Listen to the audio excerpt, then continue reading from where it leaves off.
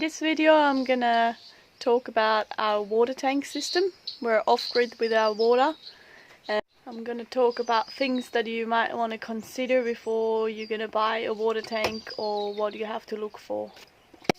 We are in Bunnings again to get more wood and piping.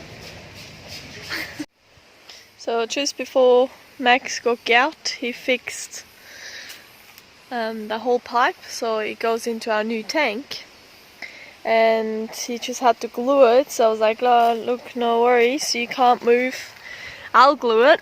So I glued it. This is the blue glue here. I glued all the joints, like right here, and over there was already fine, but that joint there I glued as well. And it was all set up and nice for the rain, and then I hated myself for it.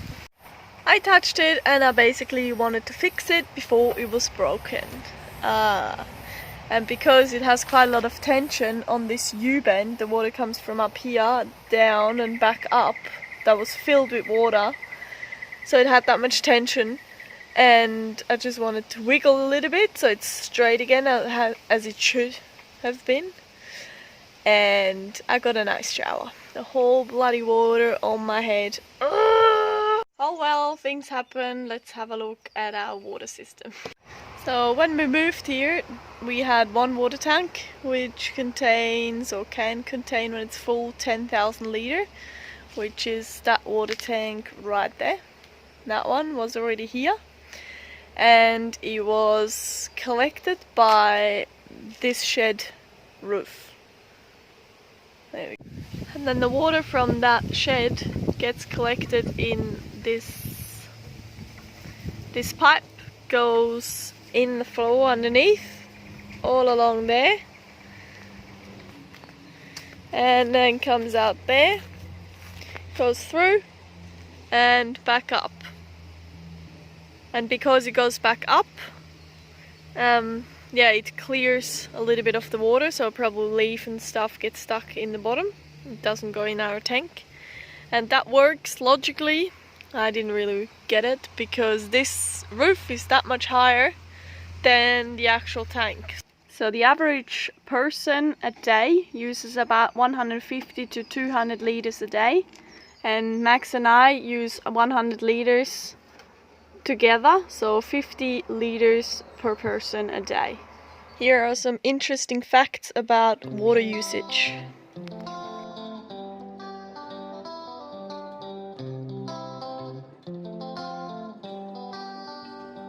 But the water from our roof, from the actual house, didn't get collected. It just went to the passion fruit at least. But yeah, the passion fruit got that much water, and yeah, it was just wasted on the floor basically. So that's why we wanted to catch our water from that house. Another really important point when you buy a water tank is that you have a good base. I can show you the difference of a really old, I don't know how old, maybe 10 years or more, how old the tank base is compared to the one that Max just made. So this old tank base is made out of wood, hardwood obviously, but it still had some time to rot. And you can see right over here, it really is old and deteriorates pretty quickly, and I really hope not that we're gonna lose our water tank like this. But yeah, it's pretty not that great made for that many years. Whereas Max's base is made with a wood frame around it, and in the middle we filled it up with lots of crusher dust, so that is really solid. And even if with time, even if it's gonna sink a little bit, it will still be on a really flat surface and it won't go anywhere really. And when you buy the water tank, you get some a netting that you can put on top of the water tank. You can see it up there. That's where you can screw it in. And that's basically, yeah, that no rat or something can go and fall into your water tank and dies in there and makes you sick. and mozzies and stuff. Mozzies can't lay any eggs in there. When you buy a new water tank, you can also choose where you want your inlet and your outlet. So for example, here we have our outlet, so the overflow goes out there. We will at some point connect that to our other water tank, so we can catch the overflow from our old tank to the new tank. You can choose if you want the outlet to be at 12 o'clock, 3 o'clock, 6 o'clock or 9 o'clock. So around the tank like that. So we chose it the same way. The inlet is, what is it, at 3 o'clock. Our outlet is out here and that's 9 o'clock. I'm not even sure if you can see it. Oh yeah, you can. There we go. This is the outlet and we just made it the same as our old tank. And both got a tap here. This is also not ready yet. But there you can screw on a tap and you can get water straight out of there. Same as our old water tank. If you need something in the garden, turn it on and you got water there. Let's save the water. And there is a pipe going through. This goes to our house, so that's how we have water. So this is our water pump that pumps the water to our house. This is below the kitchen. It goes in there. And the water tank is just a bit higher, so it can actually flow into our house easier. And always important, after a big rain, you should always add some of this tank safe. Yeah, and you just add whatever it says on it. I think every 10,000 litres you're meant to add some tank safe in it. So if it's a little rain, don't worry about it, it should be fine. And so far we haven't gotten sick. We actually, most of the time we've been drinking it without even a filter or anything. And right now we filter maybe half the water and half not. We got a water filter like 12 litres. And it just, filters through too slow with the charcoal filter. And before a big rain, so if you check the weather sometimes, which we do often because we're on tank water, we always like to know when it's gonna rain. You do this.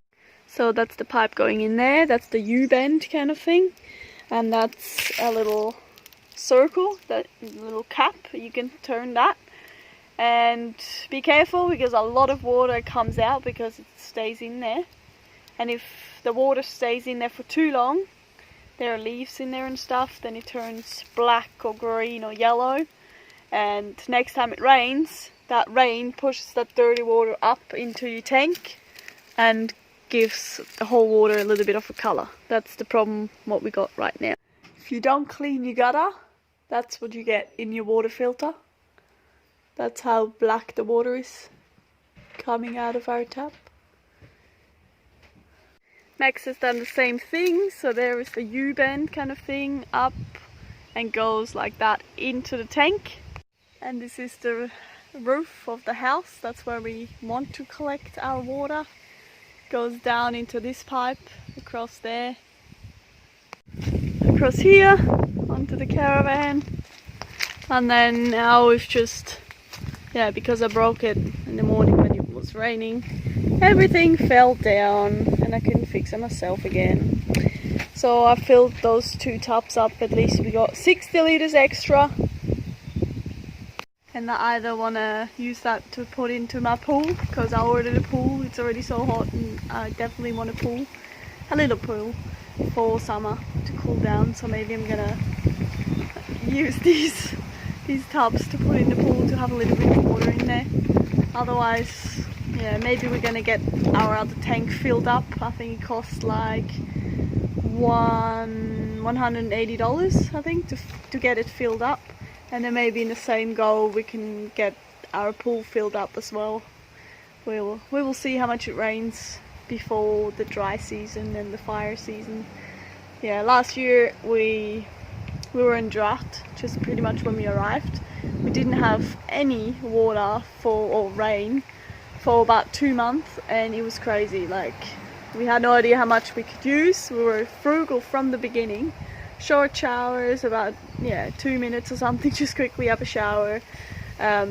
tried to make really little dishes, and we were still almost down to the end, or like maybe 1/3 I think, or less than 1/3 we had left, because you shouldn't use it all the way down, because in the bottom it's pretty sluggy and gross anyway. So yeah, the rain came at the right time. We were already thinking of filling it up. So hopefully this year we don't want this to happen again. That's why we bought the other tank. So thanks so much for watching. See you soon.